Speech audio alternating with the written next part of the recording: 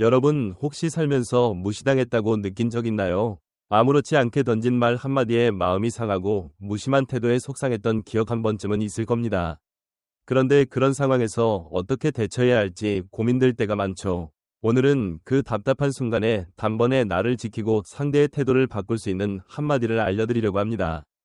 기대되시죠? 하지만 그 전에 무시하는 사람들의 특징을 먼저 알아야 제대로 대응할 수 있습니다. 지피지기 백전백승이라는 말처럼 그들을 알고 나를 지켜야 이길 수 있죠.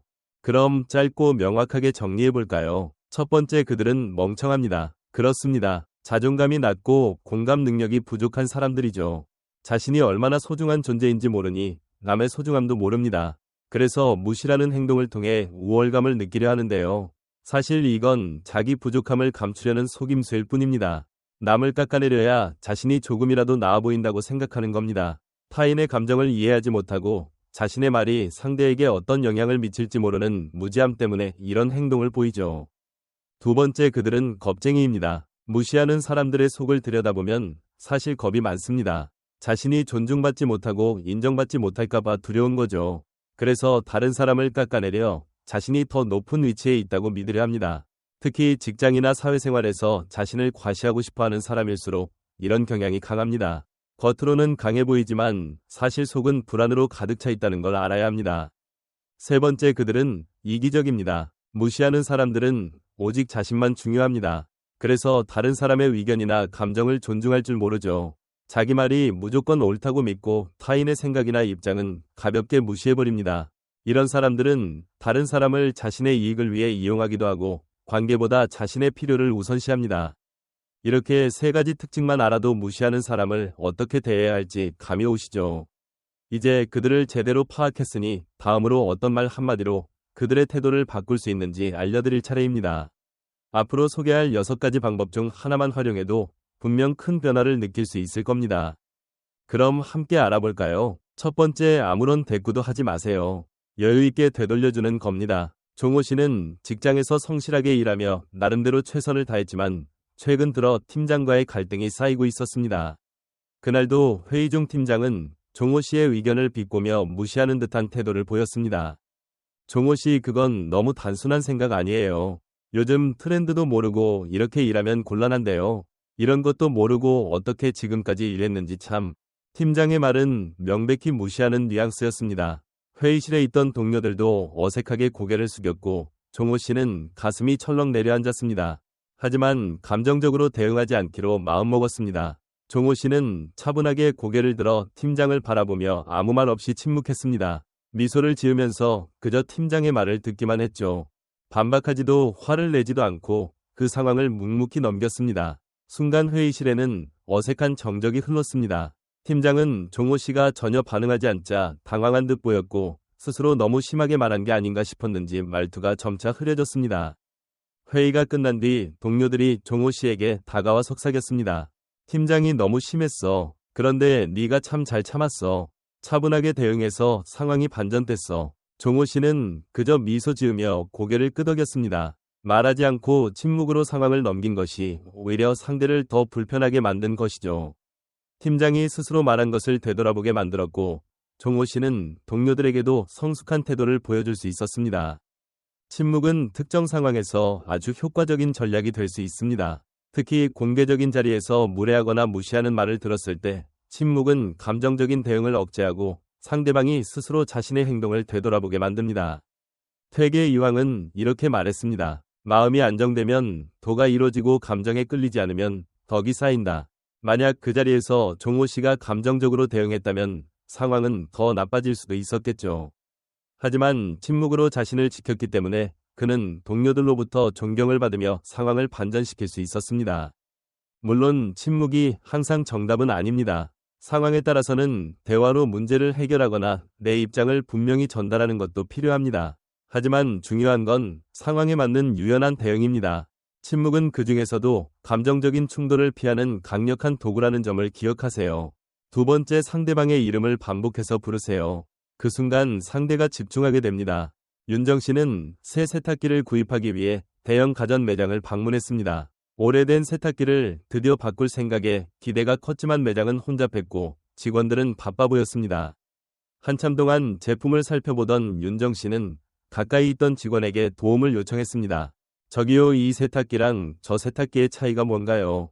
직원은 윤정 씨를 힐끔 쳐다보더니 대충 고개를 끄덕이며 성의 없이 답했습니다. 둘 다 비슷해요. 뭐 큰 차이 없어요. 그냥 보시다가 결정하세요. 윤정 씨는 순간 기분이 상했습니다. 자신을 진지한 고객으로 여기지 않는 듯한 직원의 태도에 속이 답답해졌죠. 내가 안 살 것처럼 보였나 하는 생각이 들었지만 윤정 씨는 감정적으로 반응하는 대신 다른 접근법을 시도하기로 했습니다. 직원의 이름표에 적힌 민수라는 이름이 눈에 들어왔습니다. 윤정 씨는 침착하게 이름을 부르기 시작했습니다. 민수 씨, 제가 이 모델들에 대해 더 알고 싶어요. 민수 씨, 이 세탁기와 저 세탁기의 기능 차이가 뭔지 자세히 설명해 주실 수 있을까요? 민수 씨, 제가 어떤 걸 선택하는 게 좋을지 추천해 주시면 감사하겠습니다. 윤정 씨가 이름을 부를 때마다 민수는 순간 멈칫했습니다. 처음엔 대충 넘기려 했지만 자신의 이름을 불리자 더 이상 윤정 씨의 요청을 무시할 수 없었습니다. 이름을 불리는 순간 민수는 자연스레 책임감을 느끼게 된 것이죠. 결국 민수는 태도를 바꾸기 시작했습니다. 아, 네. 이 모델은 에너지 효율이 뛰어나고 세탁과 건조 모두 탁월한 성능을 자랑해요. 요즘 가장 많이 팔리는 모델입니다. 저쪽 모델은 가격이 좀 더 저렴하지만 기본 성능은 충분히 좋습니다. 민수는 갑자기 프로답게 자세하게 설명을 이어갔습니다. 처음과는 완전히 달라진 태도의 윤정 씨는 속으로 미소를 지었습니다. 이름을 부르는 작은 행동 하나가 민수의 무시하는 태도를 완전히 바꿔놓은 것이었죠. 이름을 반복해서 부르기. 이 작은 행동이 상대방의 태도를 변화시키는 강력한 도구입니다.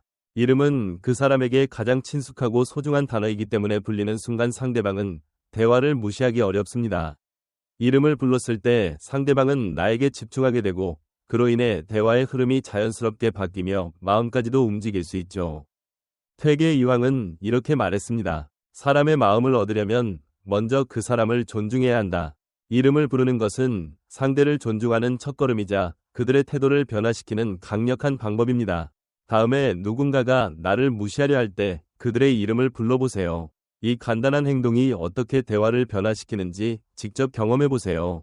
그 효과는 기대 이상일 것입니다. 세 번째, 상대방의 말을 재해석하세요. 가장 세련된 방법입니다. 아마 오늘 피곤해서 그렇게 말한 거겠지. 상대방이 나를 무시할 때 그들의 상태를 이해하는 듯이 말하면 상대방도 자신의 태도를 돌아볼 수 있게 됩니다. 아주 세련된 대처법이죠. 종호 씨는 오랜만에 친구들과의 모임을 기대하며 나갔습니다. 바쁜 와중에도 시간을 내서 만난 자리였죠. 하지만 대화가 깊어질수록 친구 재민이가 종호 씨의 말에 계속 딴지를 걸고 마치 가볍게 넘기려는 듯한 태도를 보이기 시작했습니다. 종호 씨가 최근 직장에서 있었던 일을 이야기하자 재민이는 비웃듯 말했습니다. 야, 넌 아직도 그런 일에 신경 쓰냐? 답답하다 진짜. 네가 그렇게 생각하니까 이 일이 더 힘든 거야. 넓게 좀 봐라. 재민이의 말투에 종호 씨는 속이 상했습니다. 진지하게 이야기하려던 내용이 무시당한 느낌이었죠. 평소 같았으면 기분 나쁘게 받아쳤겠지만 이번에는 다른 접근을 시도했습니다. 종호 씨는 부드럽게 미소를 지으며 말했습니다. 재민아, 오늘 피곤해서 그렇게 말한 것 같네. 요즘 너도 일 많잖아. 종호 씨가 재민의 말을 그대로 받아들이지 않고 피로로 인해 나온 말로 재해석하면서 상황을 부드럽게 풀어낸 것이었습니다. 예상치 못한 반응에 재민이는 잠시 당황했죠. 자신이 너무 심하게 말했음을 느끼고 태도를 바꾸기 시작했습니다. 아, 그렇긴 하지. 요즘 피곤하긴 해. 미안. 내가 좀 심하게 말했나 봐.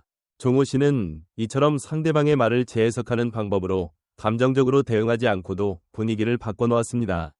상대방의 말을 다르게 받아들인 것만으로 재민은 자신의 태도를 돌아보게 된 것입니다. 퇴계 이황은 말했습니다. 말은 마음의 표현이니 바른 말이 곧 바른 마음이다.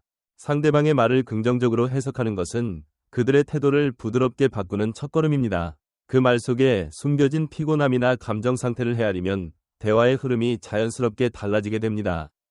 상대방의 말 재해석하기는 아주 세련된 대처법입니다. 다음에 누군가가 나를 무시하려 할 때 이렇게 말해보세요. 오늘 피곤해서 그런 말이 나온 것 같네요. 이 말 한마디가 상대방의 태도를 바꾸고 대화의 흐름을 긍정적으로 바꿔줄 것입니다. 네 번째, 상대방의 시선을 끌어들이세요. 가장 성숙한 방법입니다. 무시당할 때 감정적으로 대응하는 대신 차분하게 상대방의 시선을 끌어 대화의 흐름을 바꾸는 것이 중요합니다. 수진 씨는 사춘기 딸 미나와의 대화에서 자주 서운함을 느꼈습니다. 미나는 요즘 수진 씨가 무슨 말을 해도 대답을 가볍게 넘기거나 심지어 무시하는 태도를 보였죠. 어느 날 저녁 식사 중 수진 씨가 생활에 대한 조언을 해주자 미나는 대놓고 비웃으며 말했습니다. 엄마는 그것도 몰라. 이런 것도 모르고 어떻게 산 거야. 미나의 말투는 수진 씨를 깔보는 듯한 무례한 말이었고 순간 가슴이 철렁 내려앉았습니다.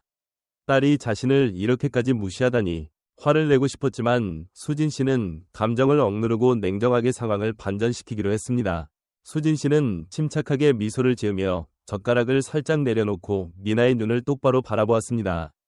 말로 감정적으로 대응하기보다는 눈빛으로 시선을 끌어 대화를 주도하기로 한 것이죠. 미나는 엄마의 눈을 마주치자 당황한 듯 잠시 말을 멈췄습니다. 네가 그렇게 생각할 수는 있겠지만 엄마도 살아가면서 많은 걸 배웠어. 지금도 내 말을 듣고 배우고 싶어.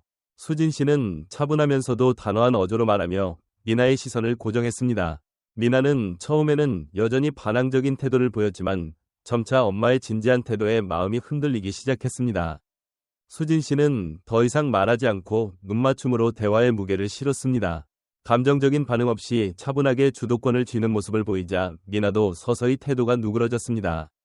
이처럼 자녀가 무시하는 태도를 보일 땐 감정적으로 맞서기보다 시선을 끌어 대화의 흐름을 잡는 방법이 상황을 반전시키는데 매우 효과적입니다. 말을 많이 하지 않고도 차분한 눈맞춤과 침착한 태도만으로 상대방의 태도를 바꿀 수 있죠. 퇴계 이황은 이렇게 말했습니다. 마음을 안정시키면 그 말과 행동이 자연히 바르게 된다. 감정적 반응을 억제하고 차분한 태도로 상대방의 마음을 움직이는 것이야말로 성숙한 대화의 시작입니다. 다음에 자녀가 당신을 무시하려고 할 때 말보다 눈빛으로 대화해보세요. 그 순간 자녀도 더 이상 당신을 가볍게 볼 수 없을 것입니다. 5번째, 유머로 상황을 반전시키세요. 가장 부드러운 방법입니다. 때로는 진지하게 맞서기보다 유머로 가볍게 받아넘기는 방법이 상대방의 태도를 부드럽게 변화시킬 수 있습니다. 정훈 씨는 명절 가족 모임에 참석했습니다. 오랜만에 온 가족이 모인 자리라 반가웠지만 한편으로는 어른들이 잔소리나 충고를 늘어놓을까 봐 걱정이 앞섰습니다. 아니나 다를까 모임이 한창일 때 삼촌이 정훈 씨를 보고 대뜸 말했습니다. 정훈아, 아직 결혼 안 했냐? 요즘은 빨리 해야지. 그런 식으로 살면 안 돼. 삼촌의 말은 마치 정훈 씨의 인생을 잘못 살고 있는 것처럼 들렸고 순간 불편해졌습니다. 하지만 정훈 씨는 그 순간 감정적으로 반응하기보다는 유머로 상황을 풀어보기로 결심했습니다. 정훈 씨는 삼촌을 바라보며 웃으며 말했습니다. 삼촌, 결혼은 뭐 맛있는 밥 먹듯이 아무 때나 할 수 있나요? 좋은 기회가 올 때까지 밥 많이 먹으면서 기다리는 중이에요. 정훈 씨의 농담에 가족들 사이에 웃음이 터졌고 삼촌도 피식 웃으며 머쓱한 표정을 지었습니다. 감정적 대결 대신 유머를 통해 삼촌의 잔소리를 가볍게 넘긴 정훈 씨는 분위기를 화기애애하게 반전시키는 데 성공했습니다. 유머로 상황을 반전시키기. 이 방법은 특히 감정적인 대화에서 매우 효과적입니다. 상대방의 말을 심각하게 받아들이지 않고 가볍게 받아넘김으로써 대화의 흐름을 바꿀 수 있죠. 상대방도 자신이 너무 심하게 말한 것은 아닌지 돌아보게 되고 분위기도 자연스럽게 풀어집니다. 율곡 이인은 이렇게 말했습니다. 지혜로운 사람은 유머를 통해 상대방을 가르치고 말보다 행동으로 설득한다. 유머는 상대방을 설득하면서도 감정적 충돌을 피하는 강력한 도구입니다. 상대방을 무리하게 설득하거나 반박하기보다 가벼운 농담으로 마음을 열게 만드는 것이죠. 다음엔 누군가가 당신에게 무례하게 굴거나 잔소리를 할 때 유머로 반격해보세요. 그 순간 상대방도 더 이상 당신을 무시할 수 없게 될 것입니다. 6번째, 뭐니 해도 공감입니다. 지겹겠지만 정말 공감이 중요합니다. 상대방이 나를 무시하거나 화를 낼 때 그들의 감정을 먼저 이해하는 태도는 갈등을 해결하는 열쇠가 될 수 있습니다. 민준 씨는 최근 아내 지영과 자주 갈등을 겪고 있었습니다. 그날도 늦은 저녁에야 집에 들어온 민준 씨를 보며 지영은 짜증 섞인 목소리로 불만을 쏟아냈습니다. 쥐꼬리만한 월급에 집에는 늦게 들어오고 애도 안 보고 대체 네가 제대로 하는 게 뭐야? 지영의 말은 무척 날카로웠습니다. 민준 씨는 순간 억울하고 화가 났지만 이번엔 감정적으로 대응하지 않기로 했습니다. 아내의 말 속에 담긴 지친 마음과 답답함을 먼저 이해하려고 한 것이죠. 민준 씨는 잠시 숨을 고르고 차분하게 말했습니다. 지영아, 많이 힘들었지. 요즘 너 혼자 애 보고 집안일까지 하느라 정말 고생 많았어. 나도 더 노력할게. 민준 씨는 방어하지 않고 아내의 감정에 진심으로 공감했습니다. 지영은 처음엔 여전히 불만스러운 표정이었지만 민준 씨의 따뜻한 말에 점차 표정이 누그러졌습니다. 이렇게 말해주니까 조금은 나아지네. 말이 너무 심했지. 이해하네. 민준 씨는 아내의 감정에 공감하며 서로의 마음을 풀어가며 상황을 부드럽게 해결해 나갔습니다. 상대방의 감정에 공감하기는 갈등 상황에서 특히 효과적입니다. 상대방의 공격적인 말 속에 숨겨진 감정을 먼저 읽고 이를 말로 표현하는 것이죠. 이렇게 하면 상대방도 자신의 감정을 인정받았다는 느낌을 받게 되고 대화는 자연스럽게 부드러워집니다. 다산 정약용은 이렇게 말했습니다. 공감은 사람 사이의 벽을 허물고 서로를 이해하는 다리를 놓는다. 상대방의 감정을 헤아리고 이해하는 것은 갈등을 해결하고 관계를 더 깊고 성숙하게 만드는 가장 강력한 방법입니다. 다음에 누군가가 당신을 무시하거나 화를 낼 때 그들의 감정을 먼저 읽어보세요. 그 순간 상대방은 더 이상 당신을 무시할 수 없을 것입니다. 당신의 공감 한마디가 대화를 완전히 바꿔놓을 것입니다. 오늘 알려드린 6가지 방법 중 한 가지만 실천해보세요. 그 작은 변화가 큰 차이를 만들어낼 것입니다. 혹시 여러분도 비슷한 상황을 겪으셨다면 댓글로 사연을 나눠주세요. 많은 분들께 큰 도움이 될 것입니다. 이 영상이 필요한 분들께 공유해주시고 구독과 좋아요로 저를 응원해주세요. 여러분과의 소중한 연결이 저에게 큰 힘이 됩니다. 오늘도 여러분의 행복을 빕니다. 오늘 영상이 도움이 되셨다면 구독과 좋아요 부탁드립니다. 끝까지 경청해주셔서 감사합니다.